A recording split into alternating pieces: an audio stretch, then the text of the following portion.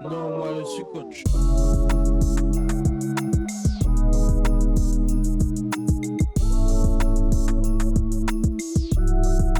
Moi je suis coach.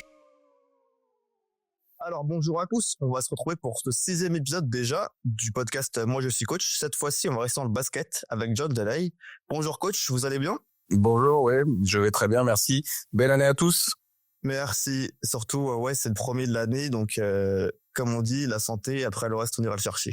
C'est ça. Donc je vous rappelle que ce podcast en plus d'être dispo sur Spotify, il est sur les réseaux sociaux, n'hésitez pas à nous suivre, etc. Il y aura des nouvelles qui vont arriver bientôt et n'oubliez pas de mettre les 5 étoiles sur Spotify. Pour cet épisode, comme je l'ai dit, on va voir John Delay qui est un coach qui a eu un parcours c'est plein de choses, qui a été assistant, qui a été analyste vidéo, qui a été maintenant assistant et coach principal à Angers. Donc on va tout d'abord revenir sur votre parcours de basket. Votre premier souvenir de basket, est-ce que vous vous rappelez? Ah, le tout premier, il date parce premier. que le tout premier, c'est j'étais vraiment jeune j'avais fait un petit peu de basket. Je devais avoir 6-7 ans et en fait je jouais avec mon ami d'enfance donc dans un club à Chaville en région parisienne et j'étais coaché par une certaine Monique Sénégal, femme de Jean-Michel Sénégal et parce que mon ami d'enfance c'est Willy Sénégal et donc on était c'est mes premiers souvenirs de basket, je me souviens de ça. C'était à quel âge précisément? Je dirais 5-6 ans, 6-7 ans, c'était un mini-basket. Ça, je sais pas le dire exactement. Ouais. Je sais pas le dire exactement. Cette passion du basket, elle a commencé quand réellement? Alors après, ce qui est un peu particulier dans mon parcours, c'est qu'après, j'ai fait différents sports et notamment, j'ai beaucoup pratiqué le rugby. Et puis, en fait, je suis revenu sur le tard, sur le basket, puisque j'étais déjà à Angers. On est à cette époque-là en 2000, je dirais 2007 peut-être bien. Et puis je me blesse en tant que joueur de rugby à Angers et donc j'allais voir le club de l'Étoile d'Or Saint-Léonard, un des deux clubs d'Angers. Et j'étais très ami avec l'assistant coach et donc je rencontre le coach Christophe Henry. Et puis Christophe Henry à la fin de la saison m'appelle et me dit ouais John, est-ce que ça te dirait d'être mon assistant l'année prochaine en National 2? Alors j'ai d'abord cru une blague, voilà, parce que j'avais pas de formation basket particulière. Et puis en fait, il m'a expliqué qu'il cherchait un regard extérieur, qu'il voulait amener un peu de fraîcheur dans son coaching, dans la vision, et m'a proposé d'être son assistant sur la National 2. Et puis finalement, après un délai de réflexion très court, j'ai accepté. Et puis ça en est suivi toute l'aventure avec l'Étoile d'Or Saint-Léonard qui était magnifique. Et puis après, j'ai été pris au jeu des formations, des diplômes, et puis du parcours qui est le mien.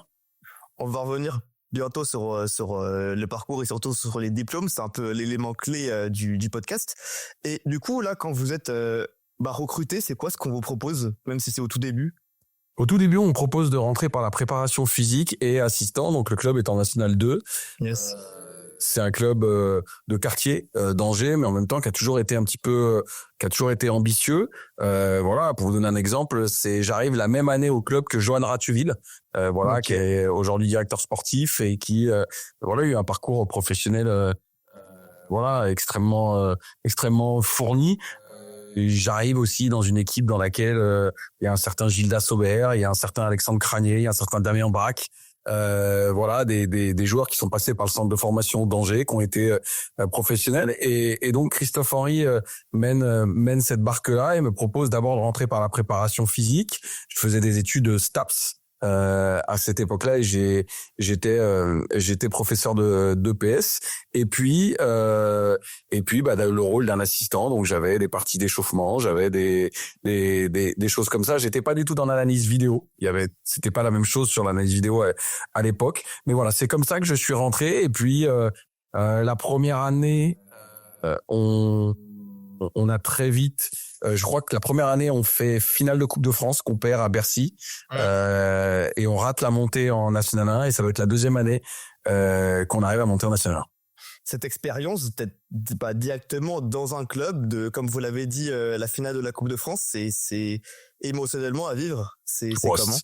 C'est extraordinaire. C'est extraordinaire. C'est des souvenirs qu'on a, même si évidemment c'est une finale perdue. Donc voilà, mais oui, c'était extraordinaire. C'est une ambiance folle pour s'y qualifier. Voilà, je me rappelle très bien du Final Four qu'on avait joué dans le Nord. Enfin, c'est vraiment quelque chose qui était topissime. J'ai eu la chance d'y retourner en plus et d'en gagner une après avec l'Union Féminine Angers Basket. Mais oui, c'est des souvenirs extraordinaires. Du coup, vous l'avez dit, en même temps, de faire des études de STAPS, vous êtes dans le staff. C'est compliqué à pallier entre votre travail et vos études?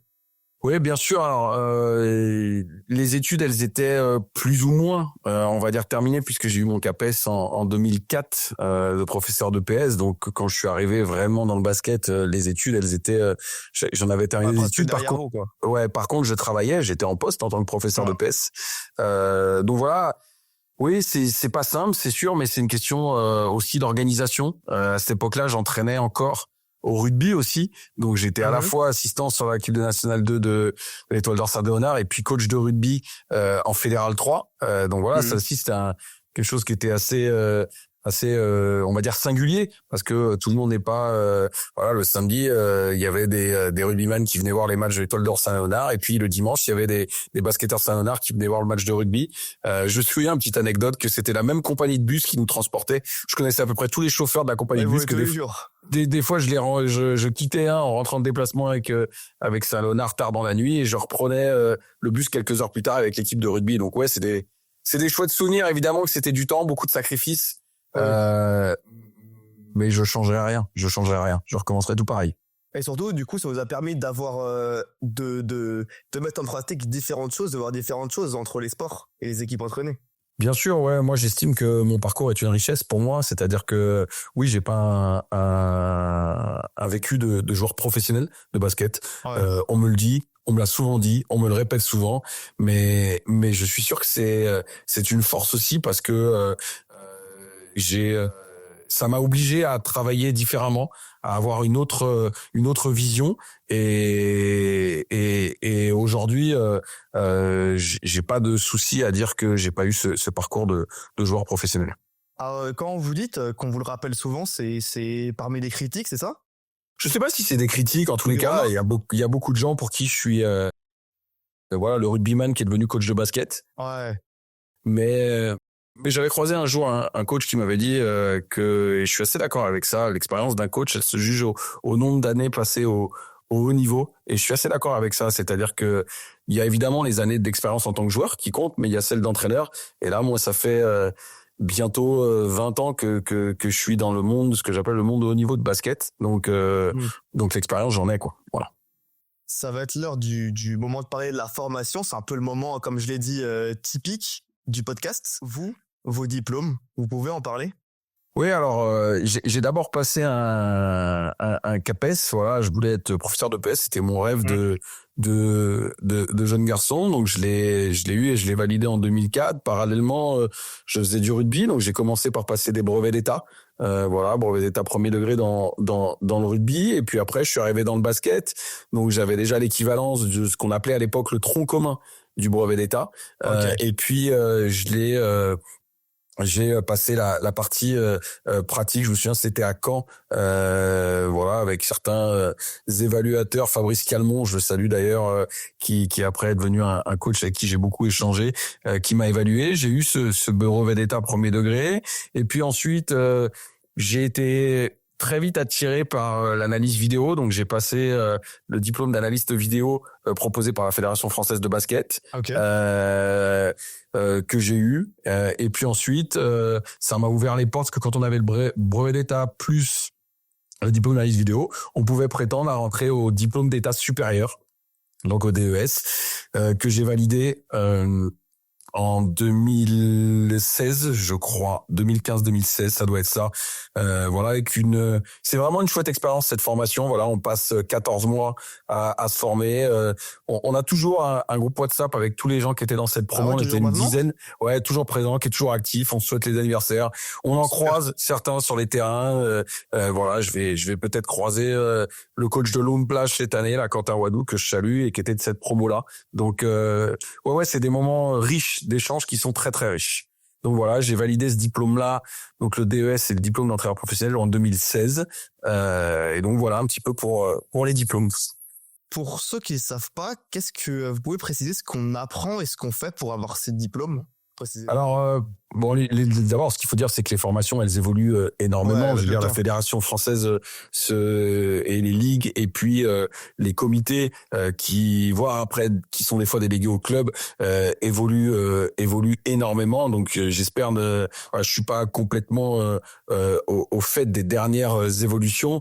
Ce qui est sûr, c'est que une formation comme la formation de DES et de diplôme d'entraîneur professionnel, c'est aussi une formation de regard sur son parcours, de management, de savoir qui on est et donc quel type de personne on est et comment on va mener un groupe et puis le diriger. On est moins sur un aspect technique que peuvent l'être certaines formations mais c'est une formation extrêmement riche. Voilà, il y a la gestion de l'anglais, il y a la gestion de la vidéo, il y a la gestion des médias, il y a la gestion le fait de mener un projet, voilà,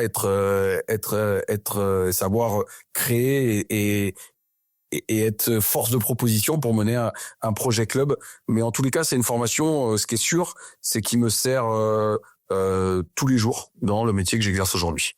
On l'a dit, vous avez été pendant analyse vidéo. Comment on devient analyse vidéo?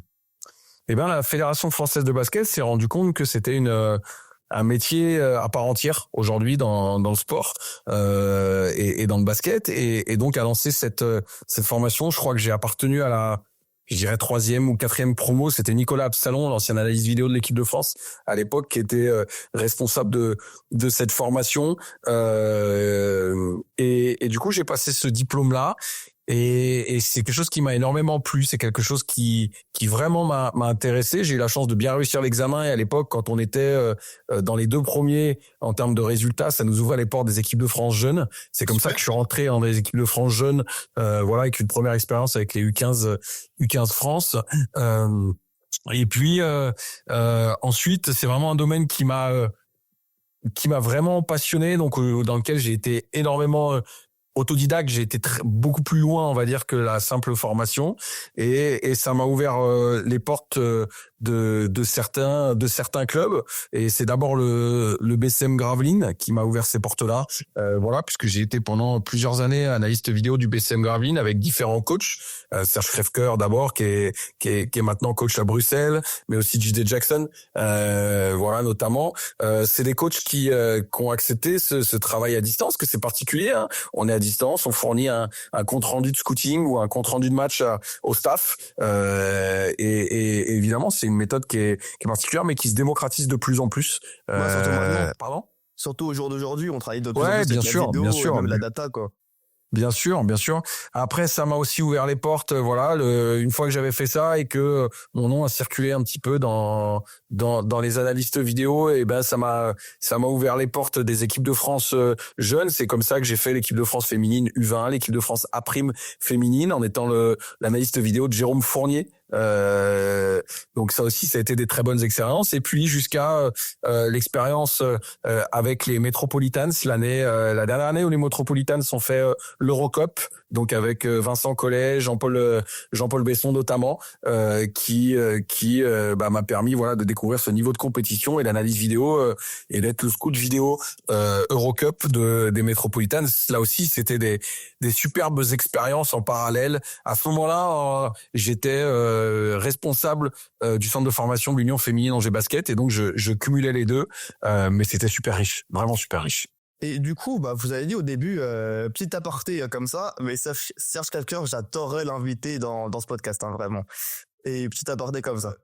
Comment vous arrivez à travailler avec différents coachs? C'est quoi la recette pour réussir à s'adapter à un staff, à des exigences qui sont forcément diverses, il y a des coachs forcément différents, quoi. Quand on est le dernier coach avec qui j'ai travaillé en tant qu'assistant, c'est Ali Bouziane. Je pense que tu le sais.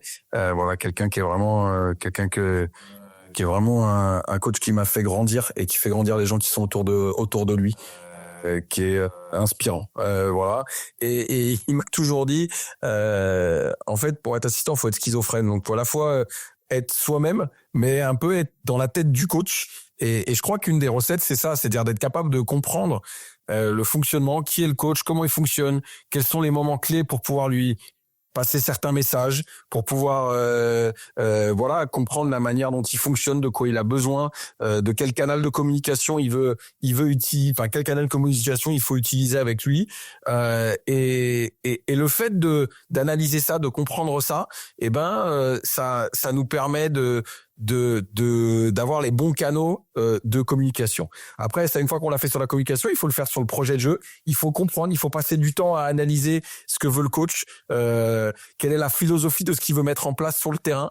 Et pour ça, l'analyse vidéo est un outil génial, parce que quand vous construisez une fenêtre d'analyse avec un coach, tous les coachs avec qui j'ai travaillé, on a travaillé avec des fenêtres d'analyse qui étaient différentes. Et on se pose dans un bureau et on se dit, OK, qu'est-ce qu'on veut regarder? Qu'est-ce qu'on veut analyser? C'est quoi nos clés de performance? C'est quoi, et ça en dit beaucoup, et ça oblige le coach à hiérarchiser ce qu'il veut mettre en place, à mettre des mots sur ce qu'il veut mettre en place, et ça oblige l'analyste à comprendre et à faire un travail d'analyse de la philosophie du coach. Et après, il faut pas non plus oublier qui on est et être force de proposition et ouvrir le champ des possibles et de l'analyse. Par exemple, si je prends un exemple comme ça veut dire je suis entraîneur principal, je vais faire une réunion avec tous mes assistants, mes analystes, et je vais donner une feuille de route, c'est ça? C'est ça, c'est exactement ça. On va construire ensemble une feuille de route. Je me souviens que les premières discussions que j'ai eues avec Ali Bouziane, voilà, et à l'époque il y avait Kevin Penuen qui était aussi assistant avec moi. Je leur ai demandé des visios en disant voilà, c'est qu'est-ce qu'on veut mettre en place, comment j'ai besoin de l'été moi pour construire les analyses, qu'est-ce qu'on va vouloir analyser, comment on va le faire, etc. C'est en effet les premières réunions qui sont à l'initiative du coach et qui sont extrêmement importantes. Mais si on compare par exemple, si je prends Jérôme Fournier, la fenêtre de l'analyse que j'avais en équipe de France avec Jérôme Fournier et celle que j'avais en Pro B avec Ali Bouziane, ou celle que j'avais en Betkick avec Serge Krepker, les trois feuilles d'analyse sont différentes et reflètent la philosophie du coach. Et c'est pas compliqué de s'adapter à cette philosophie et à ces exigences? Non, c'est riche. C'est pas compliqué, c'est riche. C'est super riche. Parce que ça, voilà, s'il y avait un seul basket, je pense que tout le monde jouerait le même et ça se serait. Voilà, là, ça m'a permis de voir différents baskets, de voir différentes choses, d'être aussi force de proposition pour les coachs. Mais non, c'est d'une grande richesse. C'est d'une grande richesse. Ouais, ça permet de vous diversifier et vous adapter, quoi. Bien sûr, bien sûr. Ouais. L'adaptabilité, c'est une compétence extrêmement importante chez l'assistant coach et chez le coach aussi, ouais. On va revenir sur votre parcours perso. Donc, vous l'avez dit, vous intégrez l'Union d'Angers Basket en 2011. Comment vous vivez cette première expérience et comment le club il vous approche? Ouais, on parle de l'UFAB là. Alors donc j'étais à l'époque donc après la saison de National 1 à l'Étoile d'Or Saint-Léonard, on est redescendu lors de la dernière journée en National 2. Et là, c'est Alexis Hervy qui est nommé coach. Voilà, qui me demande d'être son assistant en National 2, ce que j'accepte. Pendant la saison, c'est David Girandière, voilà, l'un des coachs avec qui j'ai travaillé le plus longtemps, qui était coach à l'Union Féminine Angers Basket. L'Union Féminine Angers Basket était partie de National 2 féminine, et puis était monté en National 1. À cette époque-là, il y avait il y avait de la Ligue 2 déjà. Mais voilà, était déjà en National 1, donc et à ce moment-là, David Girandière me propose de le rejoindre. Voilà, il cherchait un assistant et donc je décide de le rejoindre pour à la fois un poste d'assistant de la Nationale 1 féminine et un poste de coach des U15 France. Okay. Voilà, ce qui me permet de réduire mes heures dans l'enseignement. Donc de mémoire, je passe à 80% ou je sais plus exactement en tant que professeur de PS. Et puis on a la chance une nouvelle fois de vivre sportivement 2 années rempli de réussite puisqu'on gagne le trophée Coupe de France et on monte dès la première année en Ligue 2 féminine. Ligue 2 féminine où on passera qu'un an puisqu'on est champion de France de Ligue 2 féminine dès la première année. Voilà, avec un Final Four à Nice où on bat en finale. Je préfère le dire parce qu'aujourd'hui, quand on voit le parcours de ce coach-là, c'est glorifiant. On bat Rachid Méziane et Nice. Donc, quand on voit le parcours de Rachid Méziane, c'est glorifiant, on peut le dire. C'est voilà. Mais et donc, on arrive en Ligue féminine très rapidement et on fait une très très belle saison. Première saison de Ligue féminine qui ouvre les portes de la Coupe d'Europe l'année d'avant. Donc c'est vrai que en 3 ans c'était complètement fou pour l'Union féminine de basket et David Girandière a bâti ce parcours de main de maître avec tout le club, les dirigeants et tout le monde. Mais voilà, le club est passé de la nationale 1 féminine à la Coupe d'Europe en 3 ans quoi. Ouais, c'était fou quoi. C'était fou. Surtout qu'en plus, vous êtes resté hyper longtemps au club et vous avez plusieurs casquettes. Comment on arrive à faire la passerelle justement entre ces différentes casquettes que vous avez eues dans le club? Ouais, rien n'était programmé. Voilà, j'étais assistant et puis quand David Gauthier a pris les rênes de l'équipe, David Girandière a été remercié au milieu de la saison. Alors je vais me perdre dans les dates, mais voilà. Finalement, on était en Ligue féminine, on descend. Donc je suis l'assistant de David Gauthier pendant les 4 derniers mois. Je crois que le changement se fait en décembre. Et puis les 4 derniers mois, on rate le maintien sur un match à Lyon. Voilà, où on perd à quelques secondes de la fin. Et puis voilà, David Gauthier fait le choix d'un autre staff pour l'année suivante.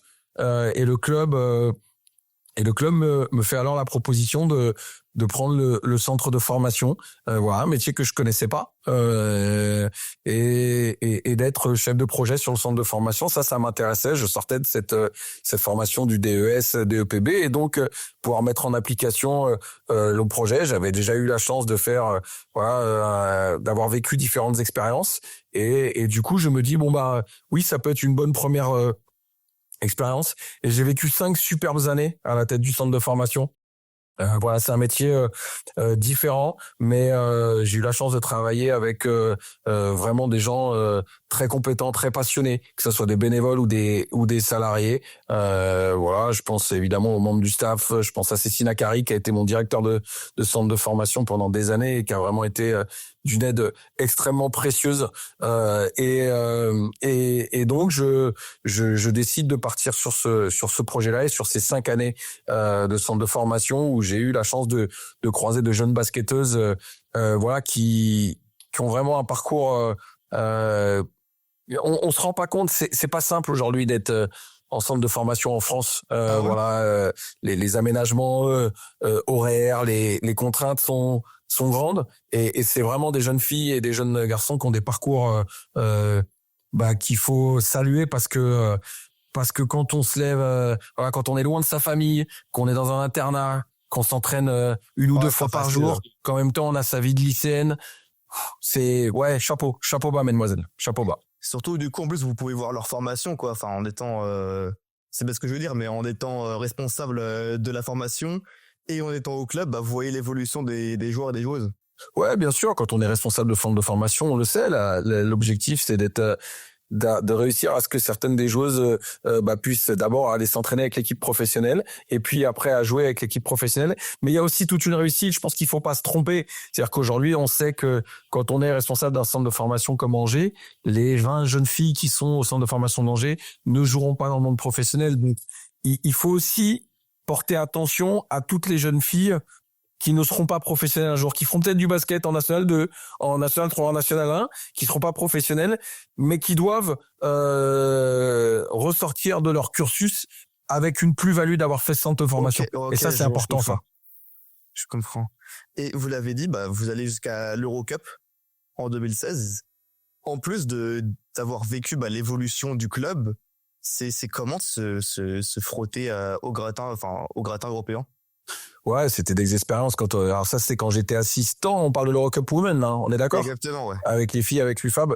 C'est des expériences géniales. En plus, on a eu un très beau parcours en Eurocup. Voilà, on a eu Mais j'ai des souvenirs, j'en ai plein, des anecdotes, des salles remplies, voilà, je me souviens, on a été 2 fois aux Açores. On a joué 2 fois contre les Açores, et les 2 fois, il y a eu 2 expériences et 2 anecdotes complètement folles que je peux vous raconter. La première, c'est la première fois qu'on y va, c'était en match de poule.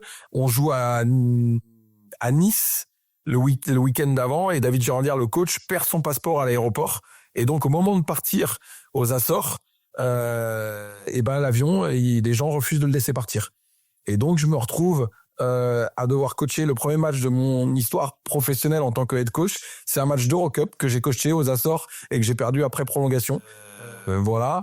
Et pour la deuxième fois, on retourne aux Açores. Ma femme était enceinte de notre deuxième enfant, et on était à la limite, puisque mon deuxième garçon est né le 3 février. Et de mémoire, c'était un déplacement tout début janvier. Et donc, on hésite à ce que je le fasse ou que je le fasse pas. Finalement, on prend la décision que je le fasse. Et on est bloqué 24 heures aux Açores au retour à cause d'une tempête. Donc je vous assure que j'en mets pas large là-bas. Voilà, donc c'est des souvenirs génial, et qui font que bah c'est quelque chose de on s'en rappelle longtemps après. Et du coup, cette expérience de coacher le club en Eurocup, ça vous a apporté de l'envie d'être head coach? Alors, pas forcément l'envie, non, parce que tu sais, quand c'est sur une expérience comme ça, voilà, je me souviens d'avoir pris comme comme si le coach était malade. Malheureusement, il était pas là, mais il avait préparé tout le match, enfin, tout le plan de jeu, c'était lui, et je suis très vite repassé après à mon rôle et à mon statut d'assistant coach. Donc non, il y avait pas de plan sur la comète de devenir coach. J'ai essayé de faire le mieux pour l'équipe, pour les joueuses, pour que ça leur change le moins de choses possible. Voilà. Mais non, à ce moment-là, ça me fait pas tilt de me dire tiens, ce match-là m'a donné envie d'être head coach. Non. Ok, je comprends. En plus d'être d'être dans le staff à Angers, vous avez dit vous êtes présent dans plusieurs clubs en tant qu'analyste cette fois-ci. Jongler entre être dans le staff et être analyste pour d'autres clubs, c'est compliqué ou pas? Oui, bien sûr, ça demande une organisation dans son emploi du temps. Voilà. Après, encore une fois, c'est d'une richesse absolue. On dit souvent que les coachs de basket, les seuls moments où on peut se former, c'est quand on n'a pas de club. Parce que quand on est en poste, c'est compliqué de se former, c'est compliqué de trouver du temps pour aller voir d'autres entraîneurs travailler, pour aller voir. Et souvent, on dit il faut être coupé à un moment donné pour pouvoir aller voir, aller visiter. Voilà. Alors il y a des coachs aussi qui choisissent d'eux-mêmes de prendre des années sabbatiques. Regardez ce qu'a fait Édric Delors. Alors même si finalement ça a pas duré 1 an la pause, puisqu'il a repris Chalon-sur-Saône là, mais voilà, c'est des métiers où je pense qu'on a besoin des fois d'aller voir autre chose, d'aller voir des collègues travailler, et le fait d'être analyste dans d'autres clubs, moi, ça me permettait ça. Et ça, c'était vraiment très, très riche. Parce que ça m'arrivait, d'être responsable du centre de formation. Et puis, pendant que les filles étaient en congé, de partir 3-4 jours à Gravelines et de regarder comment Gravelines travaillait, Et ça, c'était super riche, encore une fois, parce que on a besoin d'aller voir comment les autres travaillent. Ce que j'adore là, par exemple, à Angers, je fais un bond en avant, mais c'est qu'on partage la salle avec l'UFAB, et que donc on partage et on échange beaucoup avec le staff technique de l'Union Féminine Angers Basket, Auré Bonan et son assistant Marius Blanchard. Et ça, c'est super riche. Ça, c'est vraiment très très riche. Du coup, ils peuvent avoir un regard sur vous, et vous un regard sur eux. C'est ça, mais beaucoup, on se pose des questions. C'est souvent informel, mais encore une fois, c'est très très riche. Il y a beaucoup de moments où les uns comme les autres, on reste avant ou après notre entraînement, on regarde, et puis on va prendre un truc, on va questionner quelque chose, ça c'est vraiment intéressant. En tant qu'analyste vidéo, vous avez un rôle précis auprès des joueurs, une relation? Alors tout dépend de la feuille de route qui est donnée par le coach, tout dépend du nombre de personnes qu'il y a dans le staff, évidemment. Oui, il peut y en avoir. À Gravelines, j'avais des retours individuels que je proposais aux joueurs, qui pouvaient être soit des commandes du joueur, j'aimerais voir tous mes pick and roll de telle chose, soit des commandes du joueur plus du staff. Voilà, on voudrait faire un montage à ce joueur-là. Merci de mettre tous les pick and roll, tous les tirs, etc. Voilà, que ça puisse aller dans ce sens-là. Du coup, vous servez d'outils précis. C'est quoi les outils qu'on sert quand on est analyse vidéo? En plus de forcément monter, regarder de la vidéo, mais c'est quoi les outils précis? Alors aujourd'hui, on travaille, beaucoup de personnes travaillent avec un logiciel qui s'appelle Hudl Sport Code, qui est un logiciel australien, si je me trompe pas à la base, qui est énormément utilisé dans le football, qui est énormément utilisé dans le rugby. Voilà, j'avais eu la chance d'aller 3 jours en immersion avec la cellule d'analyste vidéo du Stade Toulousain Rugby. C'est complètement fin. Voilà, c'est fou. Ils sont 3 analystes à plein temps, en plus des 6 ou 7 membres du staff des entraîneurs. Ouais, c'est une dimension autre, mais et donc pardon, pour revenir sur le logiciel, voilà, il y a aussi des plateformes qui existent comme la plateforme Instat. Hudl Sport Code n'est pas le seul logiciel, il y en a d'autres, mais c'est certainement le plus répandu. En tous les cas, c'est celui avec lequel je travaille moi, qui en fait nous permet en partant d'une feuille blanche, de construire sa propre grille d'analyse, ses propres éléments d'analyse. C'est là où je vous disais que l'échange avec le staff, avec le head coach, est passionnant, puisque on part d'une feuille blanche. Voilà, c'est-à-dire que peut-être si on discute tous les deux, vous allez dire, bah voilà, moi je voudrais qu'on parte de cet endroit-là, et puis un autre coach va dire, moi je voudrais qu'on parte de celui-là, je voudrais qu'on parte des joueurs, moi je voudrais qu'on parte d'autres choses, etc. Et donc l'idée c'est vraiment de construire, et cet outil le permet. Il permet également de pouvoir calculer un certain nombre de statistiques avancées, c'est-à-dire qui vont dépasser les feuilles de statistiques qu'on a habituellement, ou les calculs autres. Voilà, par exemple de donner la rentabilité des systèmes de jeu, voilà, ou des temps forts. Ça, c'est des choses qui sont possibles avec ce logiciel-là. Vous l'avez dit, vous avez été approché par l'équipe de France de basket. Ça fait quoi d'être approché par la sélection nationale? Ouais, j'ai eu la chance d'avoir approché, je sais pas si c'est le terme, mais en tous les cas, oui, grâce aux premières, je vous disais, au diplôme d'assistant vidéo, j'ai une première expérience avec l'équipe de France U15 féminine qui était vraiment top. Romain Leroy à l'époque qui était assistant, et c'est un honneur, Je veux dire, on rêve tous de représenter notre pays, de défendre les couleurs, et puis quand on voit comment le basket français, les résultats a encore eu cette année. Enfin, je veux dire, c'est une fierté de faire passer des équipes de France jeunes. Et puis après, voilà, je me suis quand Jérôme Fournier était coach de Toulouse, on a échangé pas mal de fois. Voilà, on était adversaires, mais on échangeait assez régulièrement. Et puis une année, il m'a proposé de rejoindre son staff en tant qu'analyste vidéo. Okay. Voilà, ça s'est bien passé. Et puis l'année d'après, il a été nommé à la tête de l'équipe de France à Prime en même temps que les U20. Il m'a emmené avec lui. Voilà. Et puis j'ai dû faire une 3e année où il y a eu que les U20 également, où on a eu la médaille de bronze au championnat d'Europe U20, qui reste l'un des plus beaux souvenirs que j'ai. Voilà, sportivement, parce que c'était une vraie belle médaille. Alors même si voilà, on perd contre l'Italie en demi-finale, qui finira champion d'Europe derrière, alors qu'on les avait battus en poule. Donc il y a ce regret-là. Mais voilà, tout comme l'année d'avant, on perd contre l'Espagne en quart de finale en ayant mené 39 minutes et 45 secondes. Et l'Espagne gagne très largement en demi-finale et en finale. Donc c'est vrai qu'il y a ce regret-là de pas avoir ramené de titres. Mais en tous les cas, c'est des expériences vraiment génialissimes. Surtout que hier et aujourd'hui, les équipes de France jeunes, elles sont, que ce soit féminines ou masculines, elles sont hyper fortes, quoi. Elles sont reconnues pour ça, quoi. Ouais, elles sont très performantes, évidemment, mais c'est le fruit du travail à la fois des formations clés en club, de la formation fédérale, des gens qui s'y investissent au quotidien, et ça c'est forcément une grande fierté, et pouvoir avoir eu cette expérience d'analyste vidéo, c'est vraiment top, et ça m'a apporté énormément. Cette transition d'analyste à être dans le staff, et puis à être recruté par votre club d'aujourd'hui à Angers, encore une fois, c'est comment de faire la transition entre différents postes?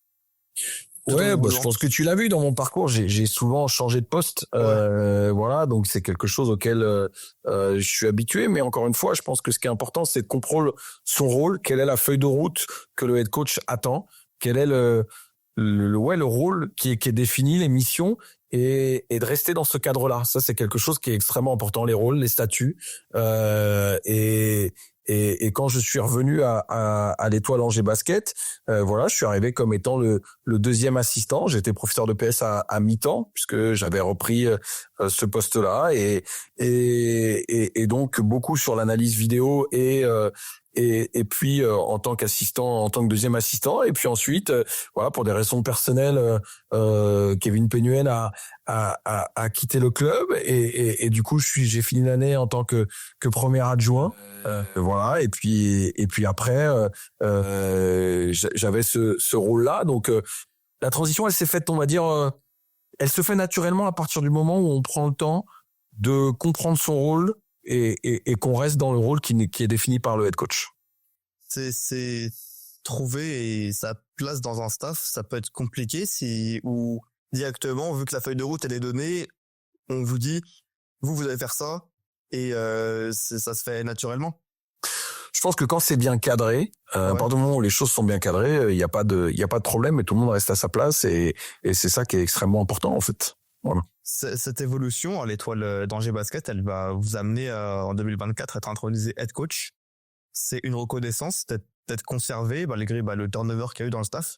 Ouais, évidemment. Alors c'est évidemment que c'est une grande reconnaissance. C'est encore une fois, c'était pas marqué sur la feuille de route. Voilà, il y a des opportunités dans la vie d'un entraîneur qui ne se refusent pas. Celle qu'a eu Ali Bouziane ne se refusait pas et il a été transparent dans sa prise de décision. Donc ça a été très vite puisque en quelques jours, en l'espace d'un week-end et d'un match gagné le vendredi contre Denain, le mardi soir, je me retrouvais de coach à Nantes. Voilà, donc ça a été très rapidement. J'ai pas eu le temps de calculer. Ce que je sais, c'est que j'ai dit oui en une demi-seconde parce que c'est un club auquel je suis profondément attaché. J'avais la confiance qui m'a été accordée tout de suite par les dirigeants, qui m'a été accordée par le directeur sportif Johan Ratcheville, et j'ai senti ce soutien tout de suite également des joueurs parce que voilà, le premier match on perd de 44 points à Nantes dans des conditions qui sont pas faciles. La journée avait été un peu très forte émotionnellement avec voilà l'annonce aux joueurs du départ d'Ali et finalement quand je vois que 4 jours après on a été capable d'aller gagner à Orléans, en fait j'ai tout de suite senti que tout le monde y croyait encore et que on pouvait écrire une histoire sur les 5 matchs qui restaient, ce qu'on a failli faire parfaitement à une minute près, puisque voilà, à une minute de la fin, on est devant à Fos, on sait tous la fin de l'histoire, mais on a failli le faire parfaitement. Cette confiance que les joueurs et que le club il a, ça a une importance vraiment quand on est head coach. Bien sûr. C'est travailler dans un climat dans lequel on sent cette confiance et on sent que les gens sont derrière vous. C'est quelque chose qui est vraiment important parce que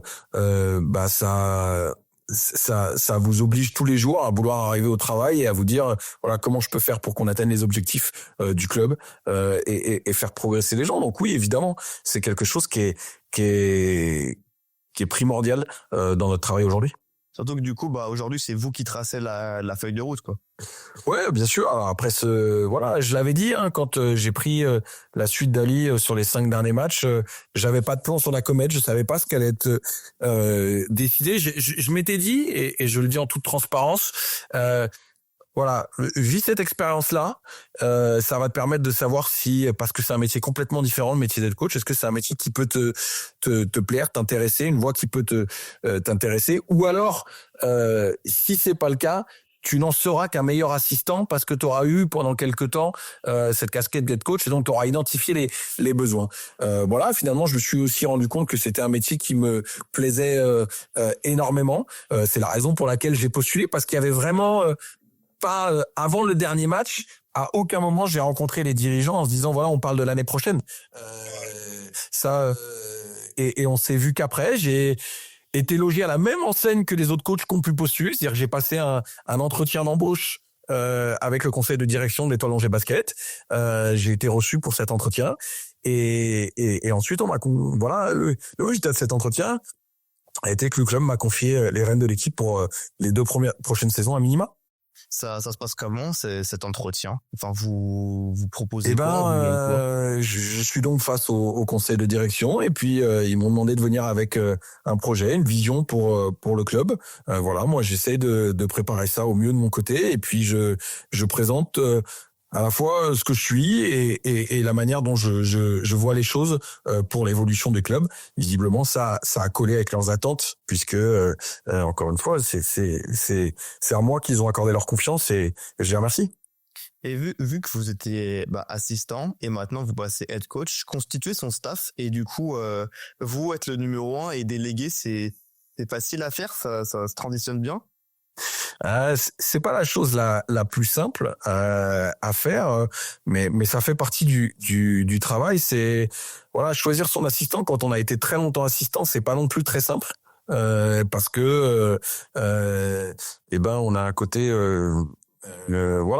exigeant et ouais, ça a pas été une chose très très facile, mais je suis très content d'avoir choisi et trouvé Corentin Lepens. C'est quelqu'un qui est un gros travailleur, qui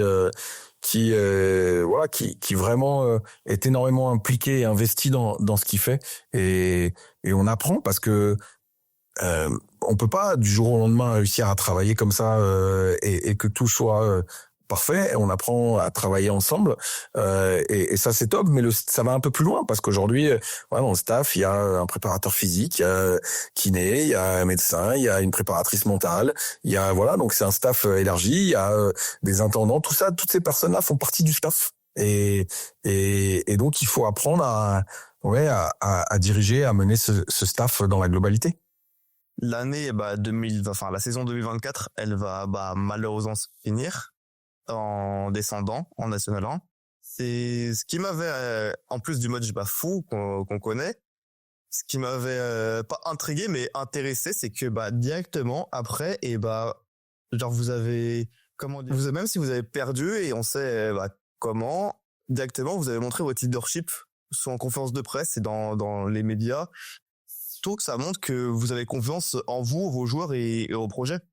Ouais, bien sûr, on a vécu une saison qui a pas été facile l'année dernière et encore une fois, on est passé tout près de réussir à se maintenir. Ça s'est pas fait. C'est le sport, c'est comme ça.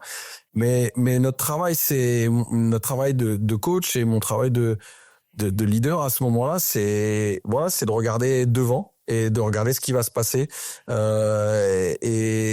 Et j'étais vraiment fier de ce qu'avait fait le groupe, le club sur cette saison-là. Et ce que je l'ai dit parce que je le pensais viscéralement et parce que ça aurait pu tourner du bon côté. La pièce n'est pas tombée de ce côté-là. C'est comme ça. Il faut l'accepter et il faut regarder devant.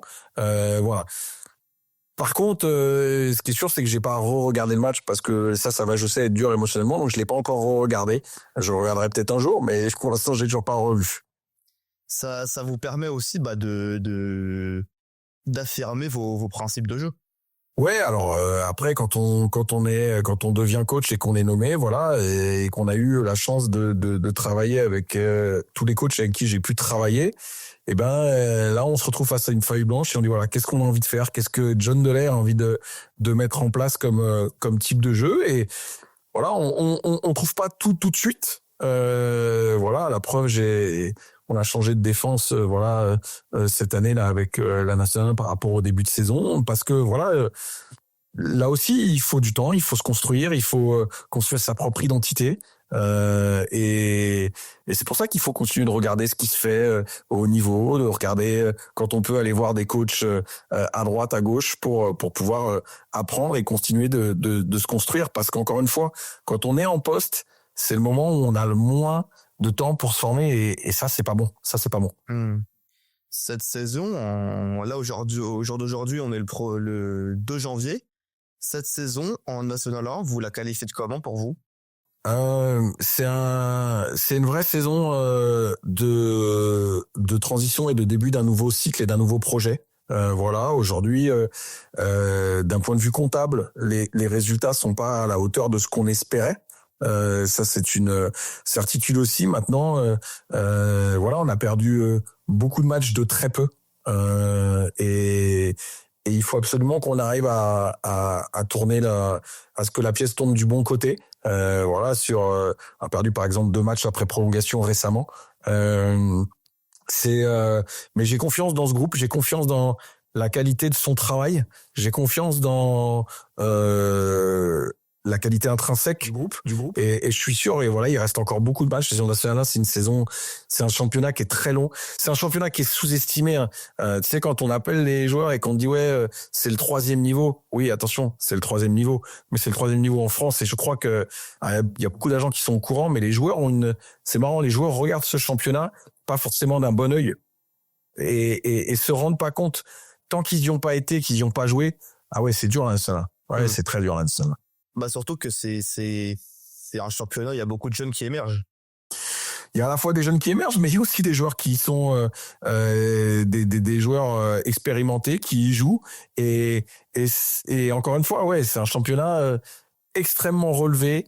Il y a pas de match facile, il y a pas de match où on peut se dire tiens bon bah voilà celui-là ça va être simple. Non, ça n'existe pas. C'est un championnat où il y a énormément de matchs, alors que les conditions de déplacement, on sait, pour les clubs de National 1, sont pas des conditions exceptionnelles. Voilà, je lisais un article voilà sur des coachs qui parlaient et il y avait une expression que je trouve complètement juste. La championnat National 1, c'est un peu l'Euroleague en minibus, quoi. Voilà, c'est vraiment la répétition des déplacements, mais voilà, dans des conditions qui sont pas forcément toujours idéal. Cette saison, votre objectif, c'est quoi? L'objectif, il est à court terme pour l'instant. Pardon. Vos objectifs à court terme. À court terme, voilà, c'est évidemment de continuer à faire progresser le groupe et à gagner des matchs. Il faut qu'on assure le maintien le plus vite possible dans la division. Ça, c'est quelque chose qui est très important pour la pérennité du projet. Il y avait toute une partie aussi sur voilà, plus largement au club, le lien qui pouvait exister entre l'équipe senior, enfin l'équipe professionnelle et puis le reste du club. Donc voilà, il y a divers axes dans les objectifs qui ont été fixés. Ce qui est sûr, c'est que numériquement, mathématiquement, pour l'instant, on est en retard sur là où on voulait être. Mais encore une fois, la saison est encore longue, donc à nous de travailler et d'aller gagner les matchs qu'il faut. À long terme, cette fois-ci, la feuille de route, c'est quoi les principales colonnes? La feuille de route, voilà, à moyen terme, hein, elle est de peut-être un jour retourner en Ligue nationale de basket, mais il faut pour ça, voilà, que le club soit prêt à y retourner. Et ça, il faut que ça soit sportivement, il faut que ça soit dans la structure, il faut que ça soit dans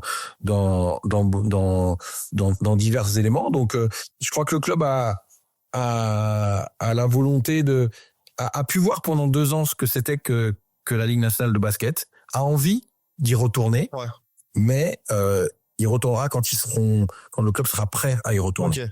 Voilà. Du coup, ce sera tout le process qui est mis en place. Exactement, c'est important, l'importance du process, l'importance comment dire, des actions qui sont mises en place et qui va faire que l'Étoile Angers Basket sera prête à un moment donné à revenir sur la scène de la Ligue nationale de basket. Avant de conclure cet épisode, on est en période de vœux. Qu'est-ce que je peux vous souhaiter?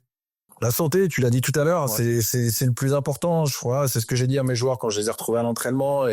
Et voilà, la santé évidemment reste le plus important. Après, évidemment, on a tous et toutes des objectifs personnels et professionnels. Voilà. Aujourd'hui, c'est ma première expérience de head coach, donc j'ai envie de la réussir. J'ai envie de faire en sorte que l'Étoile Angers Basket voilà soit à sa place et qu'on puisse avancer dans la co-construction de ce projet-là. Il y a énormément de gens qui travaillent au quotidien pour ce projet et j'ai envie de tous ensemble on arrive à continuer d'avancer et atteindre les objectifs qu'on s'est fixés. Bah, c'est ce que je vais vous souhaiter. Et pour ceux qui nous écoutent, en ce moment, vous êtes en période d'entraînement, c'est ça? Ouais, tout à fait, ouais. Le premier match de la reprise, c'est quand et contre qui? Alors, on a un calendrier qui est pas facile. Là, on va à Levallois mardi soir prochain. Équipe coachée par Franck Le Goff. Et puis ensuite, on reçoit Tarbes, qui est actuellement 2e du championnat, avant un déplacement ensuite à Vitré la semaine suivante. Eh bah, peut-être que je serai là au match contre Levallois. Peut-être. Ok, et ben avec plaisir. Avec plaisir. Avec plaisir. Et on va rester en contact, d'accord? Ça marche, avec grand plaisir. Merci beaucoup en tous les cas. Merci à vous Et pour votre temps. félicitations pour ce podcast. J'ai écouté les autres épisodes, c'est vraiment top. Merci beaucoup. Super. Merci à vous. Bonne fin de journée. Bonne fin de journée. Non, moi je suis coach.